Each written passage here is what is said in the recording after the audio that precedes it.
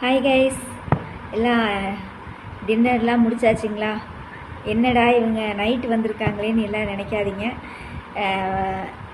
இன்றைக்கி இதயம் serial review போட்டிருந்தேன் இல்லைங்களா? அதில் ஒருத்தர் கமெண்ட்ஸில் கேட்டிருந்தாங்க, எனக்கு அண்ணா சீரியலை ரிவ்யூ பண்ணி போடுங்க அப்படின்னு சொல்லி கேட்டிருந்தாங்க. ஸோ அவங்களுக்காக நம்ம அண்ணா சீரியலை ரிவ்யூ பண்ணி போட்டலாம். அப்படியே இந்த சின்னஞ்சிறுக்கிளியேன்னு சொல்லி ஒருத்தவங்க கேட்டிருந்தாங்க, அவங்களுக்காகவும் நம்ம சாரி அவங்களுக்காகவும் சின்னஞ்சிறுக்கிளியவும் நம்ம இதுலேயே நம்ம ரிவ்யூ பேசிடலாம், ஓகேவா? ஸோ நம்ம சேனலில் ஆஸ் யூஷுவல் எப்பயும் போல் உங்களுக்கே தெரியும், சப்ஸ்கிரைப் பண்ண மறந்துடாதீங்க. லைக் பண்ணுங்கள், ஷேர் பண்ணுங்கள், கமெண்ட்ஸ் பண்ணுங்கள்.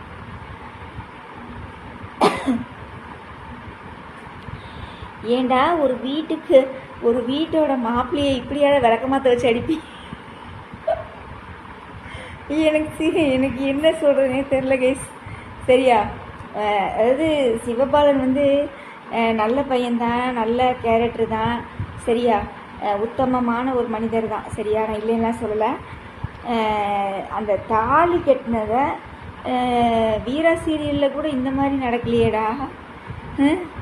என்னடா நடக்குது? ஐயோ, எனக்கு அந்த சீனை பார்க்கும்போது எனக்கு அவ்வளோ கோபமும் வந்துச்சு, அதே சமயம் சிரிப்பாகவும் இருந்துச்சு கேஸ். சரியா? என்ன சொல்கிற, சிவபாலன் உண்மையை, அதாவது வீராவை கூப்பிட்டு உண்மையை சொல்கிறக்காக வீட்டுக்கு வர்றாப்புல. ஐயோ சாமி, அது ஒரு இத்து போடுது அந்த வீரா. அது லூஸு தான் கேஸ், அது மென்டலி ஒரு லூஸு. அதெல்லாம் போலீஸ் ஆகி மண்ணாங்கட்டி ஆகி என்னத்தை கழட்டுச்சுன்னு தெரியல, ஒரு மண்ணாங்கட்டியும் தெரியல. அவன் சொல்கிறான், அத்தனைக்கும் சொல்கிறான். அப்பா அவனை பேசவே விட மாட்டேங்கிறாங்க. சரியா? அவளை பேசவே விட மாட்டேங்கிறான் அந்த இத்து போன வீரா. பிடிச்சி விளக்கமாக அதை எடுத்து அடிப்பாங்களே யாராவது? லூஸு தனமாக இல்லை, மென்டல் தனமாக இல்லை? ஐயோ, கன்றாவியாக இருக்குது. கழுத்தை பிடிச்சி நெரிக்கிறா, அடிக்கிறா. ஐயோ சாமி. ஆனால் உண்மை தெரிஞ்சு சிவபாலன்கிட்ட இவன் மன்னிப்பு கேட்க வந்தான்னு வச்சுக்கோங்களேன், செவனியை கட்டியே சிவபாலன் அப்பன். ஆனால் அவன் அதை செய்ய மாட்டான், ஏன்னா அவன் நல்லவன். சரியா? அவன் தெரியாமல் செய்கிறான்னு சொல்லி அவன் பெருந்தன்மையாக தான் எடுத்துக்குவானே ஒழிய, மறுபடியும் இவ செஞ்ச மாதிரிலாம் அவன் செஞ்சான்னு வச்சுக்கோங்களேன், அப்புறம் இவளுக்கும் அவனுக்கும் மதிப்பு இல்லாமல் போயிடும். அதான் அந்த பையன் நல்ல பையன். இந்த லூசுக்கிறதுக்கு அவளுக்கு சுத்தமாக தெரியல. அது ஒரு லூசு தான், அது ஒரு மென்டல் அதுக்கு இருக்குது. சரியா? கௌதம்னு பேய் பிடிச்சி அலையுது. என்னை கேட்டால் சிவபாலன் அப்படியே விட்டுருக்கணும். கௌதம் கையாலேயே தாலியை கட்டி அவள் அங்கே போய் சின்ன பின்னமாக ஆயிருக்கணும். அந்த சைக்கோ கையில் இங்கே எப்படி கெட்டி மேளத்தில் அஞ்சலி மாட்டிக்கிட்டு முழிக்கிறா, அந்த மாதிரி கௌதம் கையில் மாட்டிக்கிட்டு இவன் முழிச்சிருக்கணும். அவங்க அண்ணன் கையில், அவங்க அண்ணன் கண்ணு ரத்த கண்ணீர் வடிஞ்சிருக்கணும். அப்போ தான் சிவபாலனோட அருமை தெரிஞ்சிருக்கும். சரியா? இவளை அப்படியே விட்டுருக்கக்கூடாது. அவங்க கையிலே தாலியை கட்டி அப்படியே அடித்து பற்றி அந்த வைஜெயந்தி படுத்துகிற கொடுமையில் அண்ணங்காரனு தங்கச்சிக்காரன்னு எங்கேயாவது போய் இது பண்ண வேண்டியதான். அந்த மாதிரி தான் இருக்குது. அப்படியே விட்டு தொலைஞ்சிருக்கலாம் அந்த லூசு பக்கியை. இவன் நல்லது செய்யலான்னு போய் அந்த பொண்ணை காப்பாற்றுறேன்னு சொல்லி, நான் உன்னை காப்பாற்ற தான் இந்த தாலியை கட்டினேன்னு சொல்கிறான். ஒரு துளி கூட நம்ப மாட்டேங்கிறான். விளக்கமாத்த வச்சு அடிக்கிறா, அவங்க அண்ணனை கூப்பிட்றா, அவங்க அண்ணன் அதுக்கு மேலே ரவுடிசம் பண்ணுறான். சரியான ரவுடிசம். அதாவது அவசரக்காரனுக்கு புத்தி மட்டுன்னு சொல்லுவாங்க இல்லையா, அந்த மாதிரி கேரக்டர் தான் இந்த மிஸ்டர் சண்முகம். மிஸ்டர் சண்முகம் அவசரத்தில் புத்தி மட்டும், முட்டாள்தனமான ஒரு புத்தி. சரிங்களா? ஒரு முட்டாள் தான். சும்மா தங்கச்சி மேலே பாசம் வச்சுருக்கோம், தங்கச்சி மேலே பாசம் வச்சுருக்கோன்னு சொல்லி நம்மளெல்லாம் ஏமாற்றிக்கிட்டு இருக்கிறாங்க. கேவலம் முடிச்சிருங்க. இப்படியா ஒரு தங்கச்சி மேலே பாசம் வச்சுருக்கேன்? அவன் ரத்னா சொல்கிறா, அவன் கொலை பண்ணியிருக்க மாட்டான் அப்படின்னு சொல்கிறா. நம்பணும்ல, ஒரு தங்கச்சி சொல்கிறான்னா அவள் நம்புறாள், பரணி நம்புறாள். அவளோட மதிப்புக்கு ஒரு பர்சன்டேஜாவது நம்ம மதிப்பு கொடுக்கணும்னு சொல்கிறாள். அவரோட அந்த ரத்னாவோட அந்த நம்பிக்கைக்கு. நீ கூட பிறந்தவன் தானே, உனக்கு எங்கே போச்சு புத்தி? எங்கே போச்சு மிஸ்டர் சண்முகம்? உங்களுக்கு அவசரம், எல்லாத்துலேயும் அவசரம். பிடிச்சி ஏறி மிதிக்கிறான், அப்படி அடி நடிக்கிறான் சிவபாலனை. ஐயோ சாமி, எனக்கே அந்த சீனை பார்க்கலே ரொம்ப கஷ்டமாக இருக்குது. ஆனால் அவன் அப்படி இருந்தும், மாமா நான் உங்கள்கிட்ட உண்மையை தான் சொல்கிறேன், அவன் கெட்டவன், நான் அவன்கிட்டேருந்து வீராவை காப்பாற்றுறத தான் நான் தாலி கட்டினேன்னு சொல்கிறான். எதையுமே கேட்குற ஒரு மனநிலையிலே இல்லை அவன். சரியான ரவுடிசம். சரியா? சரியான ரவுடிசம். வீட்டுக்கு அந்த சாமி போட்டவெல்லாம் கலட்டி வீசுறது என்ன? ஐயோ சாமி, ரொம்ப அரகண்டான கேரக்டர் மிஸ்டர் சண்முகம். சரியா?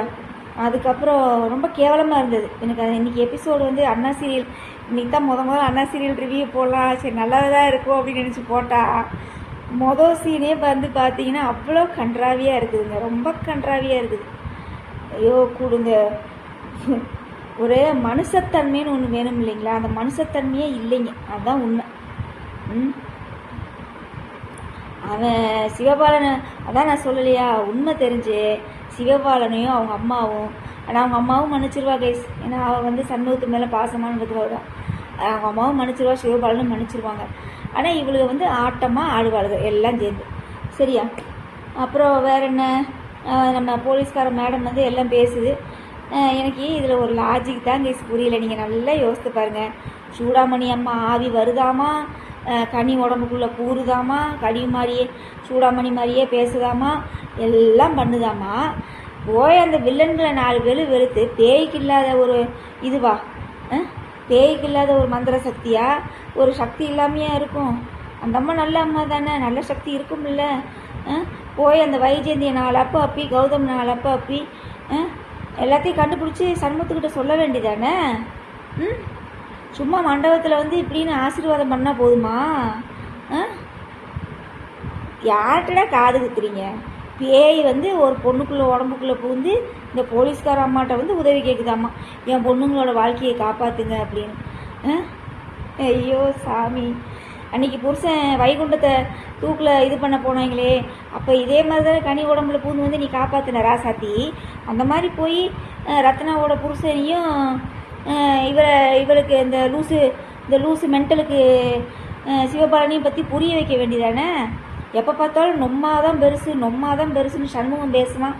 அப்போ உங்கள் அம்மாவோட ஆசை தானே அது. இப்போ உங்கள் அம்மாவோட ஆசைக்கு இவன் மரியாதை கொடுக்கணும்ல. என்ன இவன் மரியாதை தர்றான்? அப்போ இவங்க அம்மாவே இவன் மதிக்கலன்னு தானே அர்த்தம். அவள் தான் அவ்வளோ தூரம் சொல்கிறாள் அத்தைக்காரி. உங்கள் அம்மா என்று சத்தியம் வாங்கினாடா, சிவபாலன் தாண்டா வீரகலத்தில் தாலி கட்டுவான்னு அவ்வளோ தூரம் சொன்னால, நம்பணும்ல. அப்போ பெத்த தாய் மேலேயே உனக்கு நம்பிக்கை இல்லை. இதில் சூடாமணி அம்மா சொன்னால் நாங்கள் என்ன வேணாலும் செய்வோம், என்ன வேணாலும் கேட்போன்னு வேற ஒரு பீடா வேற மண்ணாங்கட்டி. ஒரு இளவும் இல்லை. மிஸ்டர் சண்முகத்துக்கிட்ட வந்து அடாவடித்தனம், ரவுடிசம், அவசரக்காரனுக்கு புத்தி மட்டு.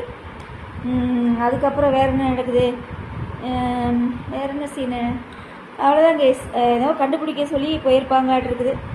அப்புறம் ரத்னாவோட புருஷன் வந்து தப்பு பண்ணியிருக்க மாட்டேன்னு சொல்லி அந்த போலீஸ்காரி சொல்கிறாங்காட்டியும் ரத்னா வந்து நீங்களாவது நம்பினீங்களா மேடம் அப்படின்னு சொல்லி சொல்கிறாப்புல. அந்த இடத்துல எனக்கு சண்முகத்து மேலே சரியான காண்டுங்க. எல்லாத்தையும் அவசரங்க, எல்லாத்துலேயும் அவசரம். தங்கச்சிகளுக்கு ஒன்றுன்னா அப்படியே இங்கேருந்து வானத்துக்கு பூமிக்கு குதிப்பானாட்டு இருக்குது ரூசு பிடிச்சவன். என்ன ஏது ஒரு அமர உட்காந்து என்ன நடந்திருக்கும் ஏது நடந்திருக்கும்னு அந்த ஒரு மைண்ட் செட்டே இல்லை அவனுக்கு. தலையை கட்டிட்டானே அவனை பிடிச்சி அடி, இவனை போலீஸ் பிடிச்சி போச்சா இவன் தப்பு பண்ணவன் அப்படின்னு சொல்லி இப்படியே தான் நினைக்கிறானே ஒழிய, அவள் பரணி சொல்கிறா பாருங்க, அவள் தான் கரெக்டான. இப்படி இருக்கிறவனுக்கு எப்படி பொண்டாட்டின்னு பாருங்க. அவள் எல்லாத்துலேயும் பொறுமையாகவே இருந்து ஹேண்டில் பண்ணிகிட்டே போகிறா, இவன் எல்லாத்துலேயும் அடாவடித்தனம் தான். அப்புறம் வேற என்ன, சின்னஞ்சிறு கிளியே பேசிடலாமா? சின்னஞ்சிறு கிளியில் வந்து எனக்கு வந்து கேரக்டர் நேம் வந்து ஒவ்வொன்று தான் தெரியும் கைஸ். அதாவது என்ன அப்படின்னா, கர்ணா, ஹீரோவோட பேர் கர்ணா, ஹீரோயின் பேர் இந்து, அந்த அவங்க அன்னைங்காரன் பேர் வந்து கிருபான்னு நினைக்கிறேன். அப்புறம் இவளுக்கு வந்து அவங்க அம்மா இறந்துடுறாங்க, ஏதோ கடன் தொல்லையால் இறந்துடுறாங்க. அப்போ வந்து நீ கடனே வாழ்க்கையில் வாங்கக்கூடாதுன்னு சொல்லியிருக்காங்களே. அதனால் இந்த பொண்ணு வந்து அவங்க அக்காக்காரியை படிக்க வைக்கிறதுக்காக, குடும்பத்தை காப்பாற்றுறதுக்காக இந்த பொண்ணு வந்து வேலை செய்தாமா. மொதல் கான்செப்டே இடிக்குது கைஸ், சரிங்களா? மொதல் கான்செப்டே இடிக்குதுங்க. எந்த வீட்டில் தங்கச்சி உழைச்சி அக்காக்காரி உட்காந்து திம்பா? இதெல்லாம் லாஜிக்கே இல்லை. அவள் நல்லா ஏமாத்துறா அக்காக்காரி, சரிங்களா? நல்லா ஏமாத்துறா, படிக்கிற மாதிரி நல்லா ஆக்டிங் விட்டுட்ருக்கா.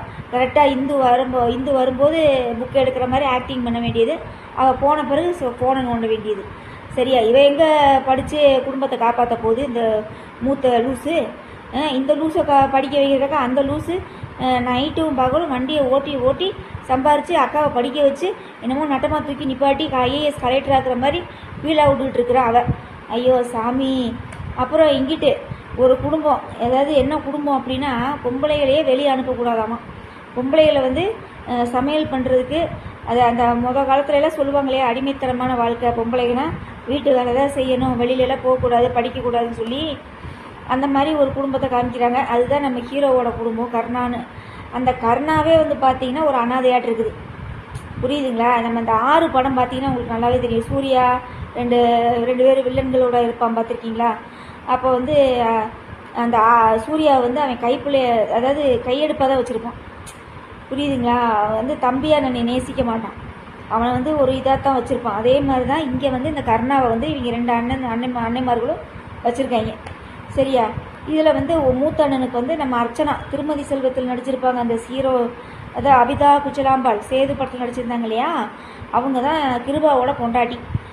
இவளுக்கு வந்து பார்த்திங்கன்னா நம்ம மதுமிதா மேடம்.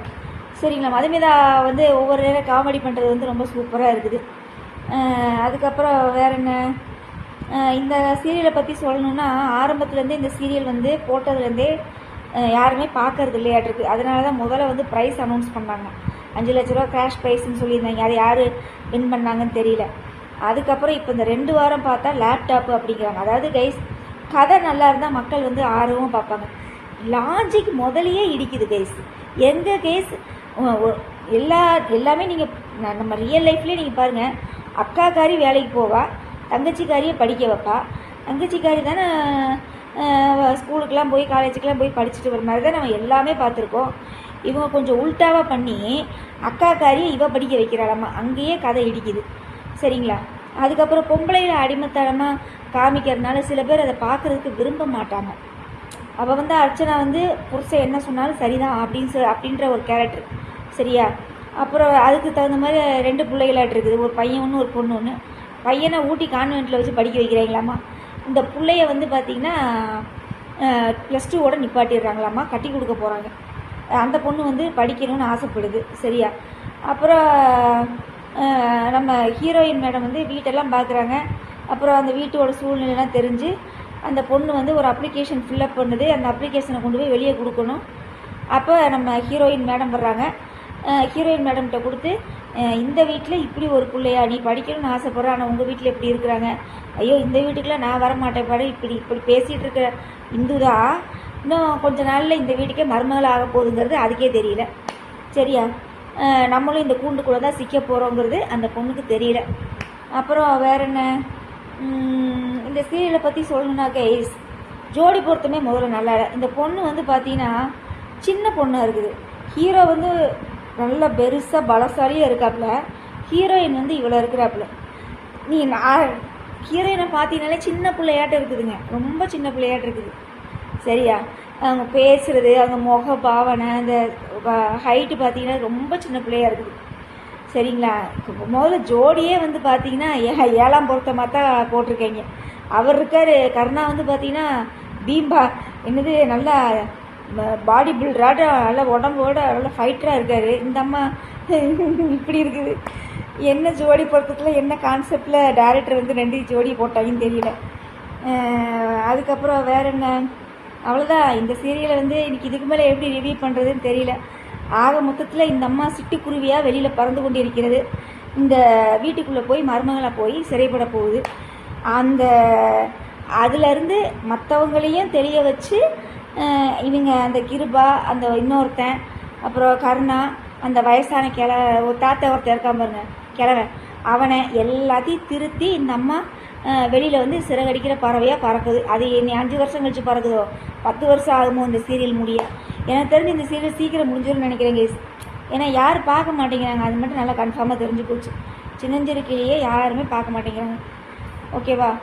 அப்புறம் வேற என்ன, அந்த கிழவை வந்து பார்த்திங்கன்னா நம்ம வாரிசு சீரியலில் ஒரே ஒரு சீன் தான் வந்திருப்பாப்புல. நீங்கள் நல்லா அந்த தமிழரசிக்கு கல்யாணம் பண்ணும்போது தான் காமிச்சிருப்பாங்க. அப்புறம் கடன் தொல்லையால் அந்த ஆள் வெளியே போயிட்டான்னு சொல்லிட்டாங்க. அவ்வளோதான். அதுக்கப்புறம் அந்த சீரியலில் அந்த ஆளையே காணும். அப்பாவை தேடி போகிறேன்னு எல்லாம் சென்னையில் சுற்றிட்டு இருக்கிறாங்க குடும்பம். அவ்வளோதான் கைஸ். நீங்கள் கேட்டபடி இன்னொன்று சொல்ல மறந்துட்டேனே, இன்றைக்கி சின்னஞ்சிறு கிளியில் வந்து கருணா வந்து அவள் வண்டி எடுக்க வர மாட்டான்னு சொல்லி ஏதோ பேசிகிட்டு இருக்காப்புல. ஆனால் அவள் வந்து காசை எடுத்துகிட்டு வர்றா வண்டி எடுக்கிறதுக்கு. சரியா? இதோட முடிக்கிறாங்க சின்னஞ்சிறு கிளியே. ஸோ நீங்கள் கமெண்ட்ஸில் கேட்ட மாதிரி சின்னஞ்சிறு கிளியே அப்புறம் அண்ணா 2யுமே நான் ரிவ்யூ பண்ணிவிட்டேன். உங்களோட நிறை குறைகளை கமெண்ட்ஸில் சொல்லுங்கள். நம்ம வந்து நாளைக்கு இதயமில் மீட் பண்ணலாம். ஓகேவா?